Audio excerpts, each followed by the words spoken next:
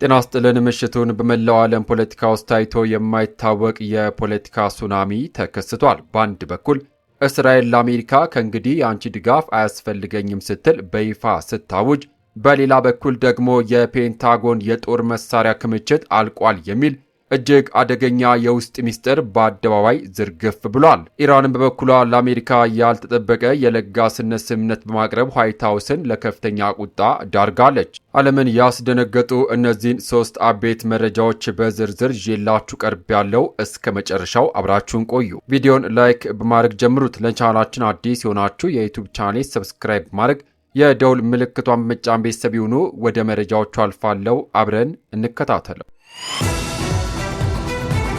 በቅድሚያም ለብዙ አስርት ዓመታት የአሜሪካ የልብ ወዳጅና ከፍተኛ ወታደራዊ እርዳታ ተቀባይ የነበረችው እስራኤል አሁን ያልተጠበቀ የፍቺ መንገድ የጀመረች ይመስላል።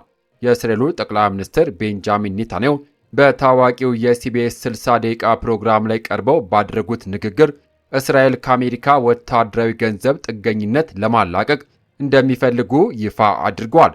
ኔታንያሁ እንዳሉት በሚቀጥሉት አስርት ዓመታት እስራኤል ከባሕረ ሰላጤው ሀገራት ጋር ያላትን ወዳጅነት በማጠናከር ከአሜሪካ የሚመጣውን ወታደራዊ ድጋፍ ዜሮ ለማድረግም አልመዋል።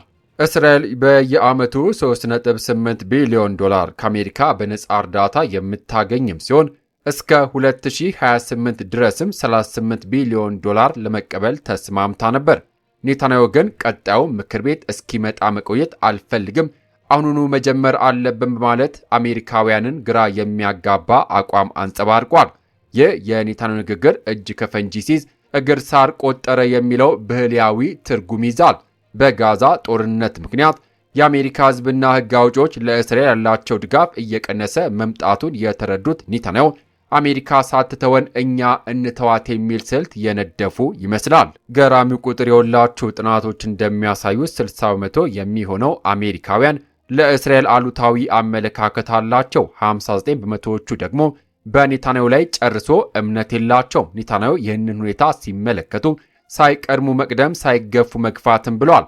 ከአሜሪካ ዶላር ይልቅ ከባሕረ ሰላጤው ሀገራት ጋር የሚፈጠር ጥምረት ለወደፊቱ እስራኤል አስተማማኝ ዋስትና ይሆናል የሚል እምነትንም አሳድረዋል። በአጠቃላይ እስራኤል ለዘመናት የሙጥኝ ካለችበት የአሜሪካ የገንዘብ አጣብቂኝ ለመላቀቅ መወሰኗ በዓለም ፖለቲካ ላይ ትልቅ የመሬት መንቀጥቀጥ ይፈጥራል።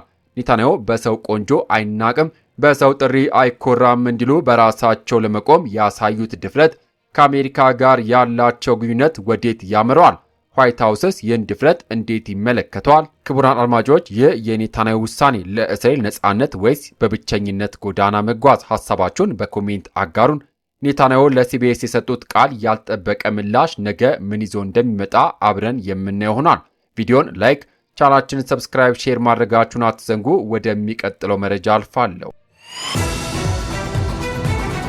በሌላ መረጃ አበው ሲተርቱ የቤት ሚስጥር ለጎረቤት የሆድ ሚስጥር ለጠላት ይላሉ። ዛሬ በአሜሪካ መከላከያ ሚኒስቴር ወይም ፔንታጎን ውስጥ የተከሰተው ግን ከዚህም የከፋ ነው። የአገሪቱ መከላከያ ሚኒስትር ፔት ሄግስትና ታዋቂው ዲሞክራት ሴናተር ማርክ ኬሊ እሳትና ጭድ ሆነዋል። የአሜሪካ መከላከያ ሚኒስትር ፔት ሄግስት ሴናተር ማርክ ኬሊ ስለ አገሪቱ የጦር መሳሪያ ክምችት የሰጡትን አስተያየት መስሪያ ቤታቸው እንዲመረመር ትዕዛዝ አስተላልፈዋል። ሴናተሩ በሲቢኤስ ፌስ ዘ ኔሽን ፕሮግራም ላይ ቀርበው በኢራን ጦርነት ምክንያት የአሜሪካ የጦር መሳሪያ ክምችት አሳሳቢ ደረጃ ላይ መድረሱና ይህም አስደንጋጭ እንደሆነም ተናግሯል። ሚኒስትር ሄግስት ግን በቁጣ ሴናተሩ መሐላውን ጥሷል፣ ሚስጥራዊ መረጃንም በቴሌቪዥን ዘላብዷል ሲሉ በኤክስ ገጻቸው ክስ አቅርቧል። ሴናተር ኬሊ ግን ዝም አላሉ። ሚኒስትሩ ራሳቸው ቀደም ብሎ መሳሪያዎቹን ወደ ነበረበት ለመመለስ ዓመታት ይፈጃል ማለታቸውን የሚያሳይ ቪዲዮን በመልቀቅ ሚስጥሩን የተናገርከው አንተነ፣ እኔ ያደረግኩት የአንተ ንግግር ማጣቀስ ነው ሲሉ ሚኒስትሩ አጣቅሰውባቸዋል። የውዝግብ በትክክል ሌባ ላሜን በሏት፣ እሷ ስርቆቷን አላመነችም የሚለው አይነት ጨዋታ ይመስላል። ሚኒስትሩ ሴናተሩን ለመክሰስ የፈለጉት ከዚህ ቀደም ሴናተሩ የአሜሪካ ወታደሮች ሕገወጥ ትዕዛዝ መቀበል የለባቸውም ብሎ መናገራቸው በያዙባቸው ቂም እንደሆነም ይነገራል። ጥያቄው ግን እዚህ ጋር ነው። አሜሪካ በእውነት መሳሪያ አልቆባታል? ሴናተሩ አንተና ፕሬዝዳንቱ የጦርነቱን ግብ ለሕዝብ አላብራራችሁም ሲሉ ያቀረቡት ወቀሳ የመከላከያ ሚኒስትሩን ደካማ ጎን የነካ ይመስላል። ጭስ በሌለበት እሳት አይነድም እንዲሉ በሁለቱ ባለስልጣናት መሃል የተነሳው እሳት የፔንታጎንን ድክመት ለዓለም እያጋለጠ ነው። በአጠቃላይ የአሜሪካ የጦር መሳሪያ ክምችት ጉዳይ አሁን ከወታደራዊ ምስጢርነት ወጥቶ የፖለቲካ መተላለቂያ ሆኗል። መከላከያ ሚኒስትሩ በሴናተሩ ላይ ሕጋዊ እርምጃ ለመውሰድ ቢያቅዱም የፌዴራል ይግባኝ ሰበር ችሎት ግን የፔንታጎን እርምጃ ውድቅ ሊያደርገው እንደሚችል ፍንጮች እየታዩ ነው። የአሜሪካ ሕዝብ ግን አሁን ግራ ተጋብቷል። ዞንና ዞን ሲጣሉ የሚጎዳው ሳሩ ነው እንደሚባለው በባለስልጣናቱ መቧጨቅ መሃል የአገሪቱ ደህንነት አደጋ ላይ ይሆን? ሴናተሩ ያወጡት መረጃ እውነት ከሆነ አሜሪካ በቀጣይ ጦርነቶች ውስጥ ያላት አቅም ምን ያህል ይሆናል? ክቡራትና ክቡራን የዩቲዩብ ቻናሌ ቤተሰቦች ሴናተሩ ሚስጥር አውጥተዋል ወይስ ሚኒስትሩ በቂም እየተንቀሳቀሱ ነው? ሐሳባችሁን በኮሜንት አጋሩን። ወደሚቀጥለው ወደ ሌላኛው መረጃችን አልፋለሁ። በመጨረሻም ኢራን ለአሜሪካ የላከችው መልእክት ዓለም አቀፍ መነጋገሪያ ሆኗል። ቴህራን እጅግ ለጋስና ምክንያታዊ ነኝ ሲል ዋይት ሃውስ ግን ፈጽሞ ተቀባይነት የለውም በሚል የቁጣ ምላሽን ሰጥቷል። የኢራን የውጭ ጉዳይ ሚኒስትር ቃል አቀባይ እስማኤል ባጋይ ዛሬ በሰጡት መግለጫ አገራቸው በአሸማጋዩዋ ፓኪስታን በኩል የላከችው ምላሽ ሰላምን ለማውረድ ሲባል የተደረገ ትልቅ መስዋዕትነት እንደሆነም ገልጿል። ይሁን እንጂ ፕሬዚዳንት ዶናልድ ትራምፕ ይህንን የኢራን እርምጃ ተቀባይነት የሌለው ማለትም ውድቅ አድርገውታል። እዚህ ጋር ነው ትልቁ ትችት የሚመጣው። ኢራን ለጋስነት ስትል አሜሪካ ግን ምክንያታዊ አይደላችሁም ትላለች። አንድ እጅ ብቻውን አያጨበጭብም እንደሚባለው የሁለቱ ሀገራት ፍላጎት ሰማይና ምድር ሆኖም ቀጥሏል።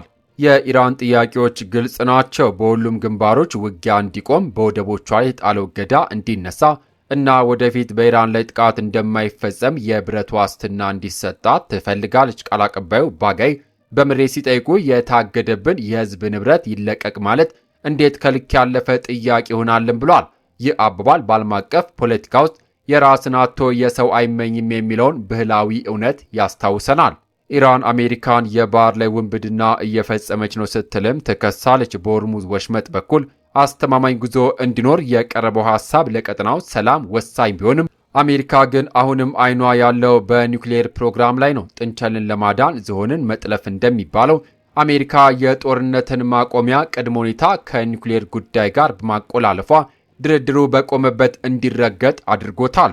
ኢራን ከህጋዊ መብቴ ውጪ ጥያቄ አላቀረብኩም በሚል አቋሟ ጸንታለች። ሊባኖስን ጨምሮ በመላው ቀጠና ሰላም እንዲሰፍን የቀረበው የለጋስነት ጥሪ በዋሽንግተን በኩል በቀዝቃዛ ውሃ ተመልሷል።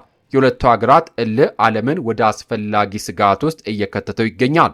ክቡራትና ክቡራን የተከበራችሁ የዩቲዩብ ቻናል ቤተሰቦች ኢራንና አሜሪካ በመካከለኛው ምስራቅ የጀመሩት ይህ የቃላት ጦርነት ወደ ተግባር ይቀየራል ወይንስ ሌላ የሰላም መንገድ ይበጅለታል?